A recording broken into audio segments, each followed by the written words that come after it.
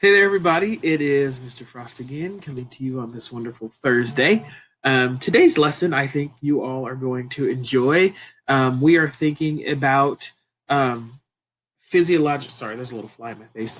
We're thinking about physiological arousal. So remember, we started off our week talking about similarity.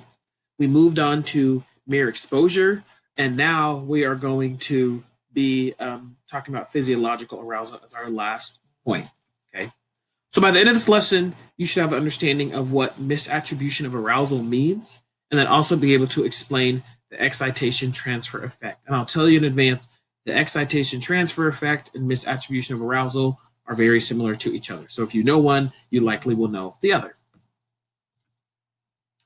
Okay, so when we think about physiological attraction, so some of you mentioned this in your first response about what you think attraction is, and you talked about biology and chemicals. Okay, and so we're thinking of this same idea of sexual attraction. So when we're sexually attracted to another person, we'll experience a variety of physiological arousal, right? Different indicators of physiological arousal. And that is our third predictor of attraction. So if you think back to the last time, sorry, I need to put this down. If you think back to the last time you were around someone that you found extremely attractive, probably there was a lot going on in your mind, but think about the body reactions, how your body was reacting, right? Your mind was racing, your heart probably was beating, you probably had a shortness and quickness of breath, sweating, nausea, all these different types of things. And you probably said, that means I like this person. Okay. That's probably how you defined some of those things going on in your body. However, a social psychologist would say, are you sure? Okay. Is it possible for us to make an incorrect assumption about why we're sweaty or why we're out of breath if something in the environment is causing that same reaction? We might misinterpret those bodily reactions as attraction when really you just may be responding to the environment. So that is what misattribution of arousal is stating, that there's this tendency for people to misattribute physiological reactions to the environment as attraction. So that something in the environment causes your heart to beat fast, but there's someone cute next to you, and you assume that because your heart's beating fast, you attribute it to liking that person when maybe it's just something else in the environment. One of the examples that it's given online is your first date being a scary movie or on a roller coaster, right? Scary movie and roller coaster both are going to elicit some really distinct physiological reactions. And because you're on the date, you might think that you might attribute those things to liking that person, and really you were just scared by the movie or the roller coaster freaked you out. Okay. And this is when we come to the excitation transfer effect, okay, where you transfer your excitement over a situation to excitement about another person. And you misplace, you say, I'm excited because this person, when really you were excited because of something else. And at the bottom I wrote, I'm confused, really, really confused, because I think this term can sometimes be confusing. So let me clarify by sharing a study that was done. I'm just going to briefly share about a study that was done to figure out whether this was actually an effect. So first of all, as you see these two bridges, this is called the shaky bridge study. You can see the bridge on the left, there's some missing planks. It's kind of held by wire. It looks really scary. It's above really deep water. The drop is pretty deep. The bridge on the right, you can see, is a very short bridge, very secure, put together and held together by wood. And the drop is super short. And you probably the water wouldn't even go above your ankles, maybe not above your knees for sure. So my question to you is, are one of these bridges scarier than the other? And might one cause more anxiety while crossing than the other? Maybe your heart starts to race when you're on the bridge on the left. You have a shortness of breath and you're sweaty. So the question is, what can this tell us about attraction? And that is what we are going to find out. So in 1974, Dutton and Aaron conducted a study. And what they really were trying to understand is, how accurate are we as humans at interpreting physical signals from our body? So what they did is they sent a physically attractive woman, who's the experimenter, to wait in the park and approach men to complete a survey for a study. Margot Robbie is going to be my example for a physically attractive woman. So that's who you're going to imagine is asking these people these survey questions on the bridge. She went and told the men that she saw in the park that she was approaching that she was studying whether scenic settings can inspire creativity. And she also left her phone number on the back of the survey that she gave them to take. She was kind of flirty while she gave them the paper. Dutton and Aaron predicted that one location would lead to a more physiological arousal than the other location, which would signal attraction, that those physiological feelings could signal attraction to the woman.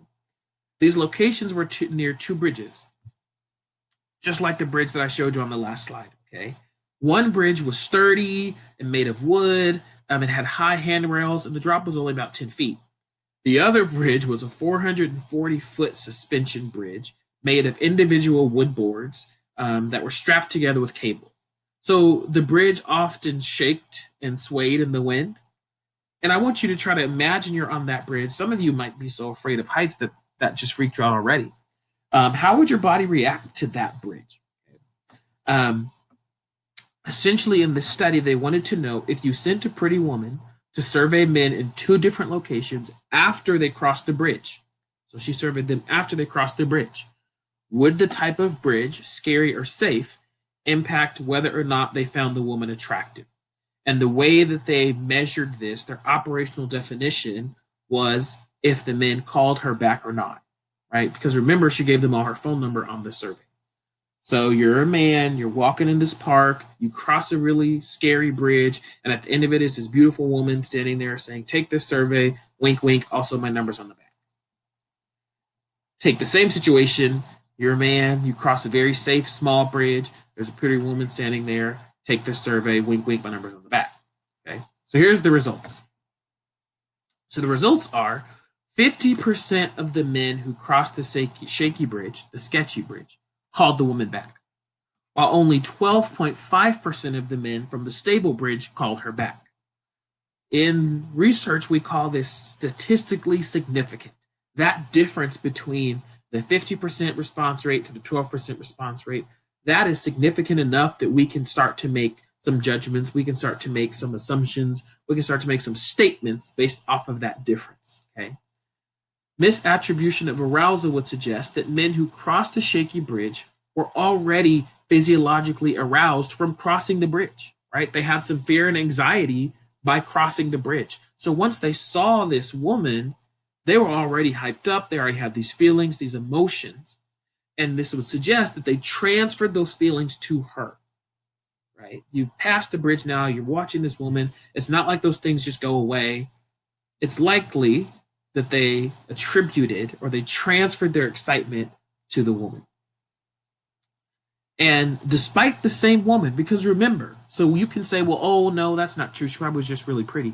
Well, men on the safe bridge also saw the same woman and they called her back. Only 12% of them called her back. That is where we can see this really significant difference. That is how we can solidify what we're trying to research by saying, look, this is the same woman, okay? The only difference here is the bridge, but the same woman, the same phone number. So you see that really clear difference, and that is where we get this idea of misattribution of arousal.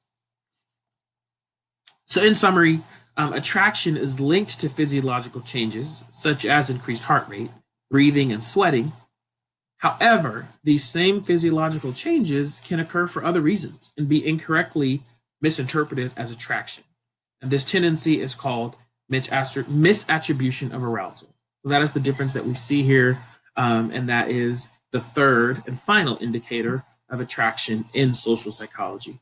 Now, obviously, this is different from what you would learn in biological basis of behavior, right? So if you took nature, nurture, psych, this is going to be a very different example than if you took social psych. So I'm just giving you the social psychology aspect of that. And that wraps up the very first learning standard of this unit. And I will see you all tomorrow.